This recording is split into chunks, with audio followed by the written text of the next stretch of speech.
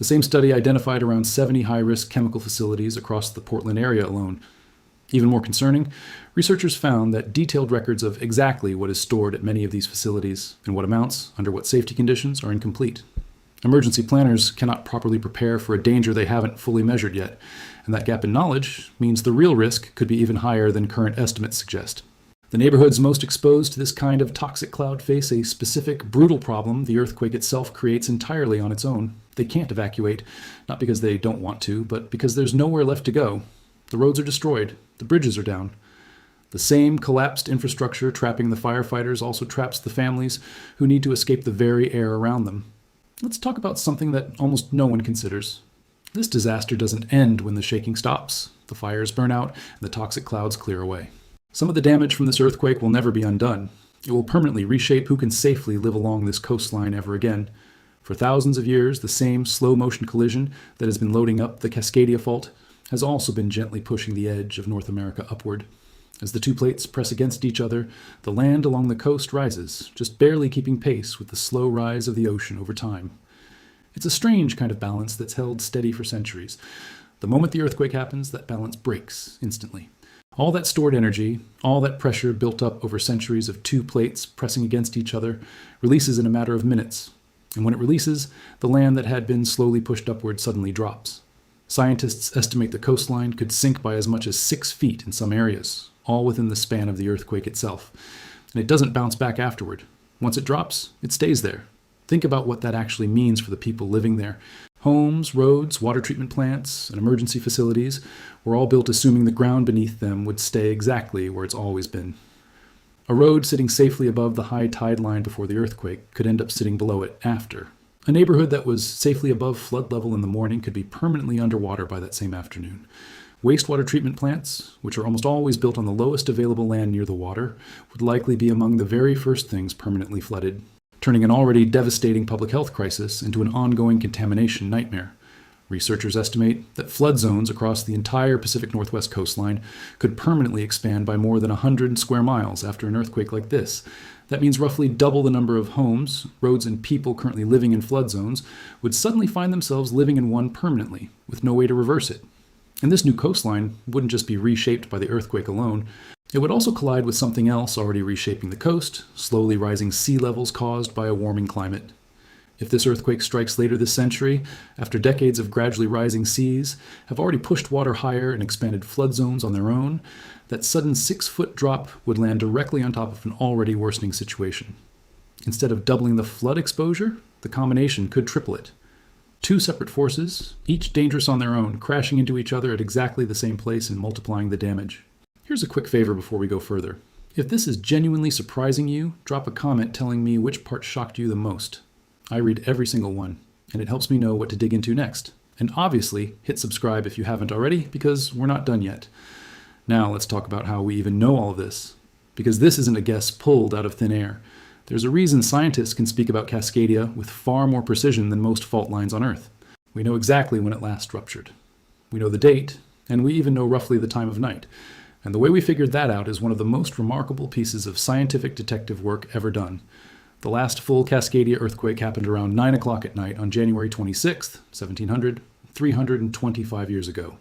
We don't know this because anyone along the Pacific coast was writing detailed records that night. We know it because on the other side of the entire Pacific Ocean, in Japan, coastal historians were keeping extremely careful records, and they wrote down something that genuinely puzzled them. A tsunami struck their coastal villages, a serious, damaging wave that flooded low-lying communities. But nobody in Japan had felt any earthquake before it hit. No warning at all. The wave simply appeared out of nowhere. Japanese scholars at the time actually called it an orphan tsunami, a wave with no earthquake parent they could find anywhere nearby. Centuries later, modern scientists took those old Japanese records, calculated exactly how long it would take a tsunami wave to cross the entire Pacific Ocean, and worked backward to figure out where an earthquake would have had to strike to produce a wave arriving in Japan at precisely that recorded time. The math pointed directly to the Cascadia Fault. Then researchers confirmed it from the American side, where a completely different kind of evidence had been quietly waiting in the landscape for 300 years.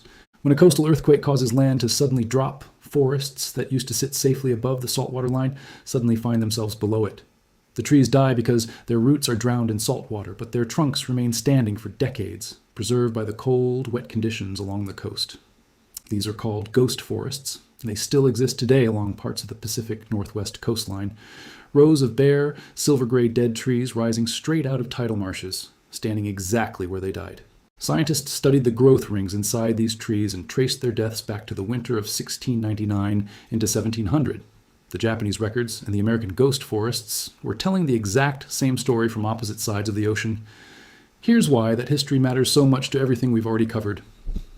Over the past 10,000 years, the Cascadia Fault has produced more than 40 major earthquakes. The gap between them isn't always the same, but it tends to cluster somewhere between 200 and 500 years.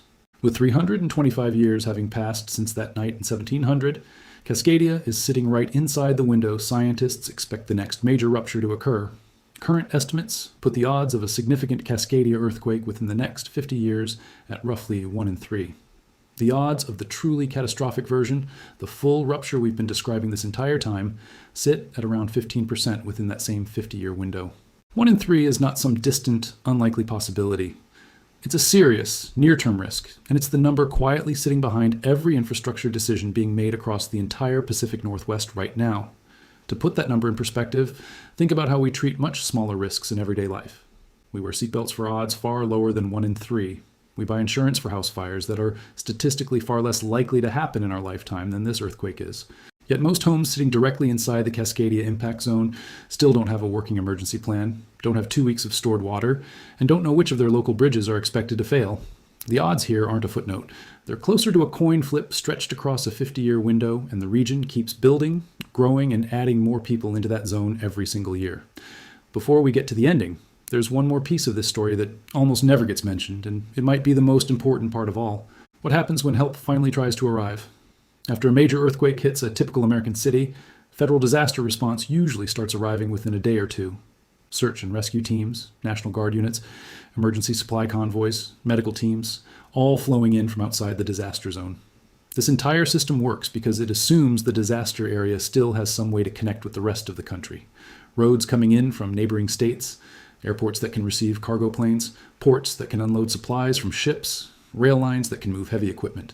A full Cascadia earthquake breaks every single one of those assumptions at the exact same time. The major bridges crossing the Columbia River, the main connection between Oregon and Washington, are expected to fail. Studies on Oregon's highway system found that the vast majority of the state's bridges were built to outdated pre-1970 safety standards, and many simply won't survive this kind of shaking. Portland's International Airport sits on the same flood-prone, liquefiable soil as the fuel hub, and it's expected to become unusable. The port that would normally receive relief supplies by ship sits right on the Willamette River, the same river that, in this scenario, is on fire. This isn't a failure caused by incompetence, it's a failure caused by physics. The physical connections that normally let help reach a disaster zone have all been severed by the very earthquake that created the need for help in the first place. And this is where Cascadia becomes genuinely different from almost every other disaster in modern American history. After Hurricane Katrina, help could drive in from Texas and Georgia because those states still had working highways. After other major disasters, teams could reach the area using intact roads from neighboring regions. After a full Cascadia rupture, the roads in from the east cross mountain passes on bridges expected to fail. The airports are down, the ports are burning or underwater, and the coastal highway runs along a shoreline that just permanently dropped by up to 6 feet and been struck by a tsunami. Government planning documents describing this exact scenario use language that's unusually blunt for an official report. They describe an event that would overwhelm state and local resources completely, strain federal resources beyond anything the country has dealt with before, and require years, not months, for full recovery. Estimates for restoring basic services like electricity, clean water, and functioning roads across the impact zone are measured in years. Full economic recovery could stretch out for a decade or longer. This isn't meant to leave you feeling hopeless. It's meant to point toward a very specific kind of preparation that most households along this coast simply haven't made yet.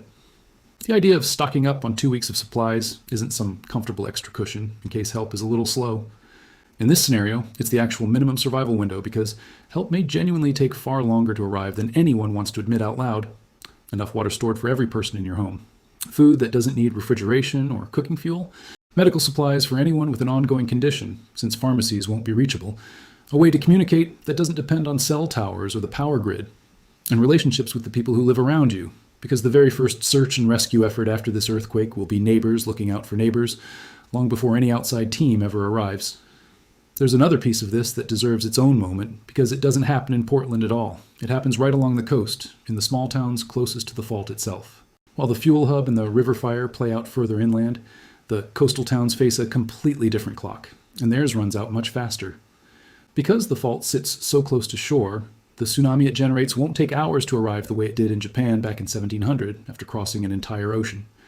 Along towns like Seaside, Long Beach, and dozens of small communities dotting the Oregon and Washington coastline, the first wave could arrive in as little as 15 to 20 minutes after the shaking starts. 15 minutes to get from wherever you are to high ground, while the earth is still moving beneath your feet, while roads are cracking open, while bridges you'd normally cross to reach safety are already collapsing behind you. This is why emergency planners in these towns don't teach a long list of rules. They teach one. If the ground shakes hard enough that you can't stand up, don't wait for a siren, don't wait for an official warning, don't check your phone. Move to high ground immediately, because the earthquake itself is the warning. By the time an alert reaches you, the wave may already be minutes from arriving. Some coastal schools and hospitals in the highest risk zones have started building vertical evacuation structures, tall concrete towers designed specifically to hold hundreds of people above the expected height of the wave. Because for some communities, there simply isn't enough time or high ground nearby to run to. It's a strange thing to sit with, entire buildings constructed with the sole purpose of giving people somewhere to stand while a wave passes beneath them. Quick moment before we continue. If you're the type of person who likes knowing the real risks hiding behind everyday life instead of the surface-level version everyone else gets, subscribe now, because that's exactly what this channel is built around. One more thing before we wrap this up, and it's worth being direct about it, because a lot of what circulates online about this topic simply isn't true. You'll find claims that massive earthquakes can be predicted, or even triggered deliberately by solar activity, planetary alignments, or secret government radio systems. None of that has any real scientific backing. The process building pressure under Cascadia is nothing more than two enormous slabs of rock, slowly grinding against each other the way they have for millions of years. Nothing above the surface accelerates it, controls it, or gives us a way to predict the exact day it happens. Chasing theories like that doesn't just waste time. It actively pulls attention away from preparation that could genuinely save lives. If you've made it this far, I want you to do one last thing before this video ends. Share it with someone who actually lives along this coastline, not because it's scary, but because they deserve to know exactly what their region is quietly preparing for. The fault beneath the ocean has been patient for 325 years. It hasn't moved in a way that mattered since a January night in 1700, back when the only record of it came from villages on the other side of an entire ocean. It doesn't know or care about the fuel tanks sitting on its most dangerous soil. It doesn't know about the 70 high-risk chemical sites scattered across a city that's grown up right beside it. It doesn't know about the neighborhoods now built on land that's about to drop 6 feet in a matter of minutes. It only knows the pressure between two plates, and that pressure has never once stopped building. The shaking will be the part everyone remembers, the part that makes headlines and fills news broadcasts for weeks. But the burning river, the invisible cloud drifting over homes with no way out, and the coastline that never returns to where it stood that morning, those might end up being the part that actually decides how many people survive. The earthquake is simply the trigger. Everything we've built around that trigger, quietly, for over 3 centuries, is the question we still have time to answer. Every one of the dangers in this story, the fuel tanks, the aging bridges, the unmeasured chemical stockpiles, the emergency plans built around 3 days instead of 2 weeks, they were all choices made by people, at different times, for reasons that made sense at the moment. None of them were built by anyone who wanted this outcome. But every year that passes without fixing them is another year those choices sit quietly, waiting alongside the fault itself. The ground beneath the Pacific Northwest has already decided what it's going to do. The only real question left is whether the people living above it decide to get ready before it happens, or find out everything you just heard the hard way, all at once, in the dark, with no power, no water, and no way out. What if the earthquake is not the thing that kills you?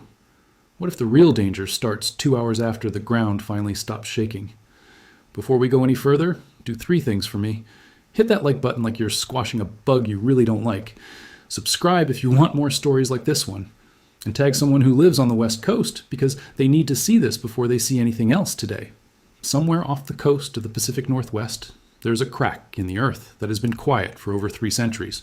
It doesn't look dangerous. You can't see it from a boat. You can't see it from the shore. But underneath the water, 2 massive slabs of rock are locked together, pushing against each other with a force that is almost impossible to imagine. And every single year that passes without them moving is not a year of safety. It is a year of more pressure building up, waiting for the moment it all lets go. Scientists have a name for this crack. They call it the Cascadia Subduction Zone. It stretches for about 700 miles, starting near Northern California, running up through Oregon and Washington, and continuing into Canada. Underneath the ocean floor, one plate, called the Juan de Fuca plate, is being pushed beneath a much bigger plate, the North American plate. This is not unusual. This kind of movement happens all over the world. It's actually the reason we have mountains like Mount St. Helens and Mount Rainier. As one plate slides under the other, heat and pressure build up below the surface, and that pressure eventually pushes molten rock upward, forming volcanoes over millions of years. But there's a problem with Cascadia that makes it different from almost every other major fault line on Earth. The two plates are not sliding past each other smoothly. They are stuck, locked in place. And when plates lock like this, they don't release their energy in small, manageable earthquakes every few years the way some faults do. They store it, slowly, quietly, for centuries. And then, all at once, they let it go. Think of it like bending a stick. If you bend it a little bit and let go, it snaps back. If you keep bending it further and further without releasing, eventually it doesn't bend anymore. It breaks. That's what's happening under the ocean right now. The stick has been bending for 325 years. When it finally breaks, scientists expect the earthquake to measure somewhere between magnitude 8.7 and magnitude 9. To understand what that number actually means, you need to understand something most people get wrong about the way earthquakes are measured. The scale is not simple counting. It's not like a ruler where 9 is just a little bigger than 8. Each full number on the scale represents about 32 times more energy than the number below it. That means a magnitude 9 earthquake doesn't release a little more energy than a magnitude 8. It releases roughly 30 times more. And that extra energy doesn't just mean stronger shaking, it means longer shaking. A typical earthquake in California might last 20 or 30 seconds, long enough to be terrifying, short enough that most buildings can survive it. A full Cascadia earthquake is expected to shake the ground for anywhere between 3 and 6 minutes. Sit with that for a moment. Not seconds, minutes. Buildings that could easily survive half a minute of shaking start to fail when the ground refuses to stop moving. Walls crack, then buckle. Foundations that held steady for the first minute begin to give way in the fourth. Along the coastline closest to the fault, the shaking could be so intense that the ground pushes upward with more force than gravity itself, throwing loose objects into the air instead of just rattling them. Further inland, in cities like Portland and Seattle, the shaking would be somewhat gentler. But these cities have something the coastline doesn't. Millions of people. Old buildings, aging bridges, infrastructure built decades before anyone believed a fault like this could produce an earthquake this powerful. Here's something that should make you pause. A huge portion of what Portland and Seattle are built from was constructed before scientists even fully accepted that giant plates of rock could move across the surface of the Earth. In other words, the people who built these cities had no idea what they were building against. They weren't being careless, they simply didn't know. When the shaking finally reaches these cities, experts don't expect the damage to happen gradually, one system failing after another. They expect it to happen all together, all at once. Bridges, water pipes, power lines, fuel pipelines, ports, airports. Most of it was never designed to handle this kind of force, and most of it is expected to fail in the same few minutes. The current estimate for how long the power could stay off across the region is 6 to 12 months. Not 6 to 12 hours, months. Try to imagine your neighborhood with no electricity for half a year. No refrigeration, no pumps for water, no traffic lights, and no way to charge a phone unless you have a generator and fuel to run it. And fuel is about to become the biggest problem of all.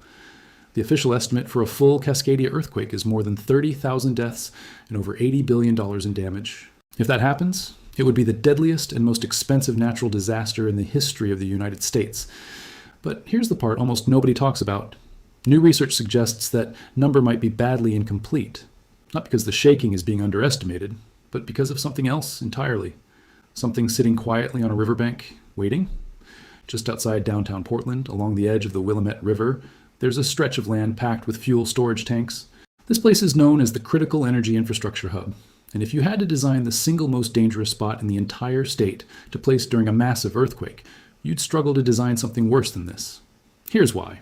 Roughly 90% of all the liquid fuel used across the entire state of Oregon passes through this one location. Jet fuel, gasoline, diesel, heating oil for homes. Almost the entire fuel supply for millions of people flows through this single narrow stretch of riverbank. Many of the storage tanks here were built before 1970, long before anyone understood the true danger of Cascadia. But the tanks themselves aren't even the biggest issue. It's what they're sitting on. This entire hub is built on loose, sandy, waterlogged soil right along the river. And that kind of ground has a terrifying property when it's shaken hard enough for long enough. It's called liquefaction, and once you understand what it actually does, you'll never look at solid ground the same way again. Picture wet sand at the beach, solid enough to stand on, right? Now imagine shaking that sand violently for several minutes straight. The individual grains lose contact with each other. The friction that normally holds them together disappears. The ground stops behaving like solid earth and starts behaving like a thick liquid. Buildings don't just crack during liquefaction. They sink sideways into the ground like it's quicksand. Underground pipes and storage tanks, which are less dense than the liquefied soil around them, can actually float upward through the earth, breaking apart as they rise. There's real footage of this happening in earthquakes around the world, and it looks like something out of a nightmare. Streets ripple like water. Manhole covers pop up out of the ground on their own. Entire buildings tilt over slowly, fully intact, because the ground underneath them simply stopped being solid. Now imagine that happening under a fuel storage hub holding 90% of a state's liquid fuel supply for 4 straight minutes of violent shaking. The tanks are being hit from every direction by the shaking ground. The fuel inside is sloshing back and forth with so much force it can crack the tanks from the inside. Some tanks fail because the ground beneath them gives way entirely. Others fail because the fuel inside them physically tears the tank apart. According to modeling done by state and independent researchers, roughly half of everything stored at this hub could spill out. That is not a small industrial leak. That is a spill roughly the size of the Deepwater Horizon disaster, the one that devastated the Gulf of Mexico for months. Except this wouldn't unfold slowly over weeks. It would happen in minutes, and it wouldn't happen in the ocean. It would happen directly into a river running through the middle of a major American city. Quick pause. If your mind is already racing with questions, good. That means this is working. Smash that like button right now. It genuinely helps this channel more than you'd think. And if you haven't subscribed yet, do it before the next part, because it gets heavier from here. Once the fuel is out of the tanks, it doesn't just sit there. Gravity and the river current pull it downstream, straight through the middle of the city. The Willamette flows north, right through downtown Portland before joining the Columbia River. That means a spill at this hub doesn't drift safely away from people. It flows directly past homes, parks, neighborhoods, and bridges. A fuel spill this size on a moving river isn't a stain floating on the surface. It's a massive sheet of flammable liquid threading its way through an entire city. And in a city full of downed power lines, broken gas lines, and sparking electrical equipment, the fuel doesn't need someone to light it on purpose. It only needs one spark. And after a magnitude 9 earthquake, a city produces sparks in hundreds of places at once, all on its own. Once the river catches fire, it doesn't stay in one place where firefighters could surround it and put it out. Burning fuel floating on moving water rides the current downstream, spreading to new fuel as it travels, catching on debris and bridge supports, moving to both sides of the river as it goes. Normally, when a fire this size breaks out, firefighters use hydrants, pumper trucks, and water dropped from the air to control it. But in this scenario, none of that works the way it's supposed to. The hydrants are dry because the water pipes have already failed. The roads are blocked by collapsed bridges and liquefied streets that used to be solid ground. And the fire crews, who would normally rush in from nearby towns to help, are dealing with the exact same disaster in their own neighborhoods, trying to reach their own families first. One place this burning river could reach is Forest Park, a massive stretch of continuous woodland covering the hills on Portland's west side, one of the largest urban forests in any American city. If the earthquake strikes during the dry summer months, which historical patterns suggest is the most likely time, that forest becomes extremely flammable. A fire reaching those hills could threaten around 70,000 people living in and around them, and the firefighters who would normally stand between those families and the flames simply won't be able to get there. The roads are gone, the hydrants are empty. This isn't the first time in American history that an earthquake has caused more damage through fire than through shaking. In April of 1906, a massive earthquake struck San Francisco. The shaking itself was devastating, but most of the roughly 3,000 deaths that followed came from the fires afterward. Fires that burned for 3 days because the water pipes had ruptured, leaving firefighters with nothing to put the flames out with. More than 100 years later, the same basic problem is sitting on the bank of the Willamette River, except this time, instead of burning through wooden buildings, the fire has access to 90% of an entire state's fuel supply, all concentrated in one place. But here's something that almost never makes it into conversations about this disaster. Fire is not the most dangerous thing that could be released. Not even close. The facilities around this fuel hub don't just store gasoline and jet fuel, they also store industrial chemicals, things like anhydrous ammonia and chlorine gas. These substances don't burn when they escape. They spread invisibly through the air, carried by the wind. Anhydrous ammonia, commonly used in refrigeration and industrial processes, can cause fatal lung damage at concentrations so low that most people wouldn't even smell it in time to know something was wrong. Chlorine gas was actually used as a chemical weapon during the First World War. At high enough concentrations, it can kill within minutes. A hazard study looked specifically at what could happen to these chemical stockpiles after a Cascadia earthquake.